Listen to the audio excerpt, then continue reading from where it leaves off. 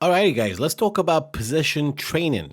Now, first of all, let me just say it is random. A little explanation here. Go to extras and then help, and from here, general information. Scroll all the way down here.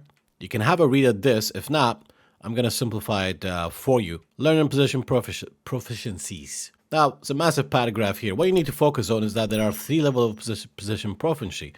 Proficiency. And basically, you got uncolored and then faded green and bright green. The uncolored one is the position that the player does not have. And for that, it could be a nightmare to get what you want because you have to double it. First of all, for every player that you train, if you press triangle acquirable positions, it tells you here these are the possible positions that randomly Salah would get. Now, obviously, I'm looking to get a CF because it makes him a little bit more OP. He already plays SS.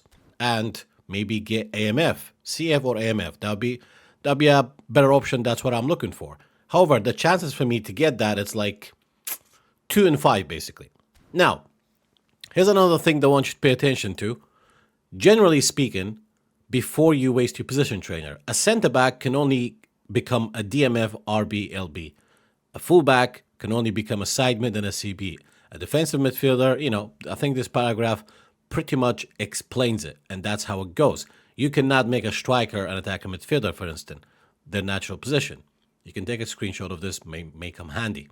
For example, with Beckham, he's already a right midfielder, and I go a right midfielder again. So there's a chance you may get the one he already has. There's a chance you may get the one he doesn't have. In that case, you need to use both slots. Here's another example with Hoynes. Now, Hoynes does not have LMF position, means uncolored. Bright, you got bright green, you got faded. So for me, for Hoynes, I go left. I go LMF.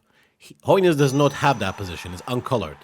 So for me to actually make him to play as a LMF, I need to be lucky enough to get LMF on both slots. So I go LMF right now. I have an option.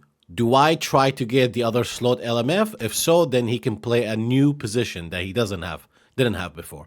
Or I can overwrite it and try to get maybe SS because I think SS will be more effective for Hoynes. So that's pretty much what it is about position training, guys. It is that simple. You know which positions would get what position, one new position, and you know the percentage of each player, the percentage of them getting different positions or a new one. You just simply says triangle, and these are the percentages of what position he's going to get. He can already play, like, for example, Rickard is a naturally DMF. He can play CMF and center back already. I don't think necessarily, you don't want to make him a fullback, for instance. So certain players, not necessarily needed. But it's important for some players. Like, for example, I would like Messi as a side mid because I do play formation with these type of positions often. Another important one, for instance, for Blitz Curler's son, I would like to get AMF. So if I get a position trainer, these are the chances. I got like what? 1, 2, 3, 4. You've got about 7 chances.